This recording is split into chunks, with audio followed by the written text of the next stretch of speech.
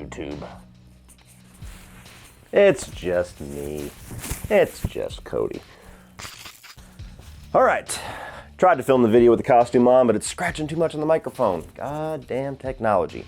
Anyway guys, we are here to talk about the ranking of the Ghostface killers. So we've got 5 Scream movies at this point, of which I have reviewed all 5. So if you are a fan of Scream, please check the playlist link above, and you can go check out all 5 of my reviews of the films. And we've got 9 killers to talk about here today. I'm not going to be discussing any of the people or the killers revealed in the TV series because I've never watched it. I've never really seen anything overly positive said about it that would make me motivated to watch it. So this is just talking about Scream through Scream 5. And we have 9 people to talk about. Now the criteria I'm kind of going off of is how much I actually like their character, how much I enjoy the reveal, how much I like their motivations, whether or not they were a really intimidating killer or an effective killer, kind of going off of the kill count on certain movies to certain extents. All of those kind of brought together. So with that being said, it's a very subjective list. What I like the most in my Ghostface killer is probably not what you like most, and inevitably we're going to have difference of opinion. So let me know down below in the comment section what your guys' ranking of the Ghostface killers are, and we can talk about why we like those killers and why we dislike other ones down in the comments section. So starting off at number 9 for me, the worst of the Ghostface killers, while still being a character I like, there's none of these reveals that I thought were terrible characters, is going to be Charlie from Scream 4. Now, I like Rory Culkin, I like his performance in the movie, and I do like the character of Charlie as kind of a modern reinterpretation of the Randy character to a certain degree. Him and his little, headset buddy that's always filming everything. They're pretty entertaining characters. But as far as the movie nerd characters in Scream 4, he is far outshined by Kirby. And when you finally do get the reveal that he's a killer, despite the fact that I think his actual reveal scene where he's the victim tied to the chair and Kirby's got to play the game and then he's revealed to be a killer the whole time, that's a really effective reveal. But once all the chips are on the table and him and Jill are talking about their whole plot and doing the whole Scooby-Doo villain speech, it becomes pretty evident immediately that he's 100% a lapdog for Jill. He's just a pawn that she's moving around on the chessboard to the point where she kills him immediately after the reveal. So as a Ghostface killer, intimidation factor, effectiveness, that's all pretty low as far as Charlie's ratings are going to go, but it's unfortunate. He could have been one of the cooler characters, being that he is kind of trying to be this new Randy, but the fact that Jill was the one holding all the cards, that she was the one playing and everything, executing everything, and then just wiped his ass off the chessboard because he was 100% inconsequential to her plans, that leaves him here at number 9. Number 8 is going to be Amber, one of the killers in Scream 5, the most recent film. And the only reason that she's not number 9, to be honest, is because she kills Dewey. She gets to take out one of the OG characters, that whole speech, it's an honor. Like, all that stuff's pretty cool. She gets, I think, most of the kills in the movie. I would have to study the movie. There's always a bit of conflicting information about who kills who here, but she definitely got the biggest kill in the movie. And I do like her motivation along with the next killer that I'm going to be talking about, as far as going on against toxic fandom and making a statement about that while they're being the toxic fans and taking on the movie studios, like, you fucked up our franchise, now we're taking it back. Like, I like all of that. I thought that was a really fun motivation. But even after her reveal, she kind of seems like a bit of an idiot.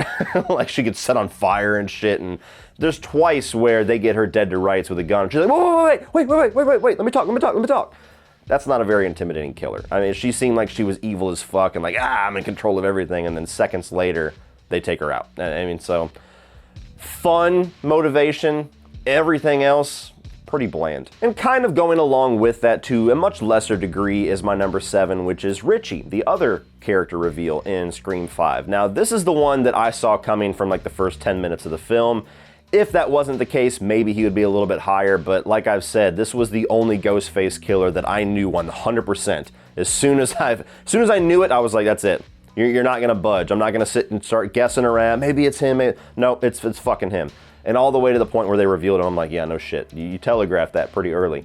So that took him pretty far down on this list, but going along with what I said about Amber, kind of the same criticisms. I like his motivation. I like the whole commentary on toxic fandom and all that. That's all fun. And he doesn't get the best kill in the movie, so, you know, if he had killed Dewey, maybe he'd be even higher just for that as well, because I like his character more than Amber. But going along with her, he never really seems like that intimidating of a character. He never really seems like he really is in control. There's at no point in the third act where you feel like this guy might get away with this, or this guy might take out another character from the OG 4 movies, or anything like that. He just kind of seems like, okay, there's your killer, now watch as the good guys fuck him up. Number 6 is going to be Roman from Scream 3. Now, the biggest thing that you can say in this guy's defense is that he's the only person that acted alone. Of these 5 movies, he's the only one that was a sole killer. Everybody else had a partner, everybody else had something to bounce off ideas, everybody else had somebody to help them set things up and kill multiple people and be in 2 places at once. So that makes him a little bit more badass than the others when you're talking about just his effectiveness as a killer and his kill count, because he does have the highest the body count of all these people, just because he's not going to share it with anybody. But once you kind of acknowledge that, his character kind of sucks. I mean, he's not intimidating. He comes across as this whiny little bitch that has mommy issues, and despite the fact that it is kind of cool, albeit a little bit of a jumping the shark moment, that he was the one that set off all of these events. He's the one that led Billy and Stu into the events of the first film and all of that. So again, you're putting things into his resume that he is a bit more of a mastermind than everybody else. But once you take that away from him, he's not intimidating. He's not a fun character. When he's presumed to be innocent or after he's revealed, he's just kind of a whiny bitch. And the fact that he's using like bulletproof vests and using the voice changer, it also feels like he's kind of cheating a little bit. Everybody else didn't quite have all those technological advances, but he's a decent character. He's a decent killer. It just, like a lot of things in Scream 3, it's good, but not great. Number 5 is going to be Mrs. Loomis. Now, I think she's probably the most surprising reveal, because there was nothing to telegraph or to let the audience know that this character, whether or not she ended up being a killer or not, was actually Mrs. Loomis, Billy's mother. So that side of the reveal has always been very effective to me in Scream 2. I don't think that she's the most surprising reveal as a killer, because this character was also just all throughout the movie just showed up at random spots. And if you know how slashers and whodunits and everything like that are presented, I think it's pretty easy to figure, okay, well, she's kind of inconsequential to the plot, but she's showing up way too often, so there's something significant later with her. Maybe she's the killer. But beyond all that, I like her motivation, having revenge for the events of the first film, having revenge for Billy having been turned into a psycho and then killing people and then being killed himself. I think she's the right amount of over the top and crazy, and I like that actress. I always think of her in Uncle Buck. But her reveal as this masterminded killer, for some reason, this is the only time that I will say I actually like the lapdog character more than the mastermind. For some reason, the dynamic that we get from Mickey, who I have not mentioned yet, I enjoy much more than Mrs. Loomis, even though she's clearly the one running shit. She's clearly the one moving the chess pieces, you know, pulling the puppet on the strings that is Mickey. For whatever reason, that dynamic is reversed in this movie, when it's very much the other way in all of the others. Number 4 is going to be Stu from the first film, played by Matthew Lillard. Undisputed, most entertaining Ghostface killer, by far. And that's part of the detriment here, because he never really feels like he's in control. He never has that intimidation factor. He never has any kind of a scariness to him. He just seems like he's kind of fucking around, and that's why we love the character of Stu. So that's not a detriment to his character, just a detriment to his placement on this list amongst other much more intimidating and in-control killers. But he's up this high just because of how fun that he is. All of the lines, I mean, some of the most, if not all of the most iconic lines in the first Scream movie all come from Matthew Lillard and his crazy over-the-top performance. I mean, nowadays, baby, you gotta have a sequel. I mean, just that crazy cocaine-up personality that he has, especially in the third act after the reveal, is just so fun. It's so fun to revisit, and he just brings a nice dynamic and a nice change to the personality of Billy, who is his partner.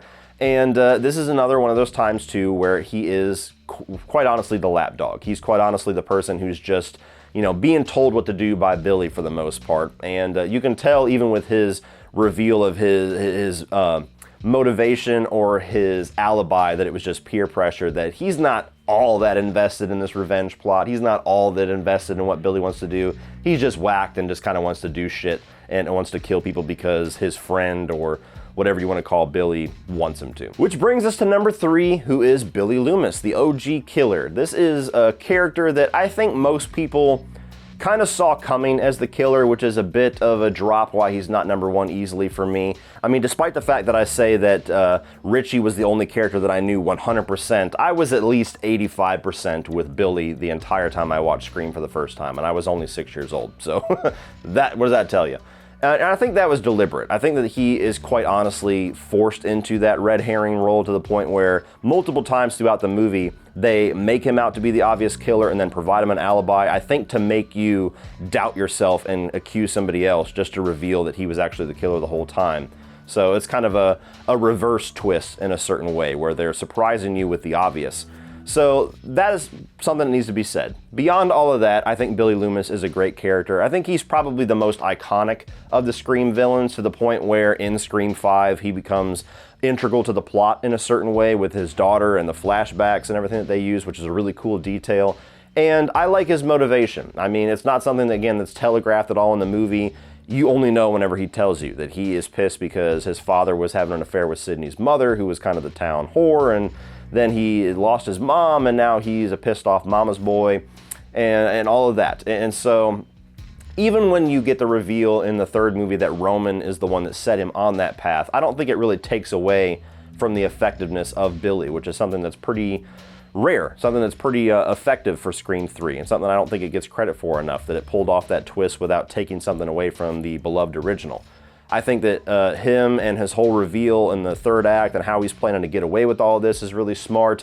And he's so psychotic to the point where he's the only killer that actually is willingly letting somebody stab him, although he stabs Stu way more, letting somebody stab him to the point of getting the story across. Everybody else was just kind of like, fuck it, I'm going to get caught or I'm going to get away with it. But he's like, no, go ahead and cut me up so that there's no doubt whatsoever.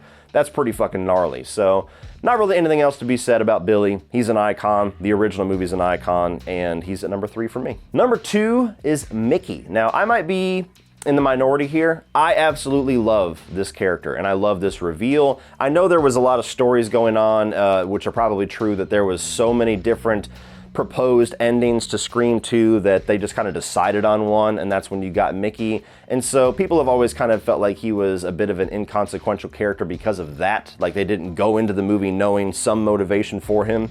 But I think whether that's true or not, the version of the movie that we get, I think it's a very effective reveal. I think he's a very entertaining character, and I think of more people on this list, he's one of the most entertaining characters pre-reveal.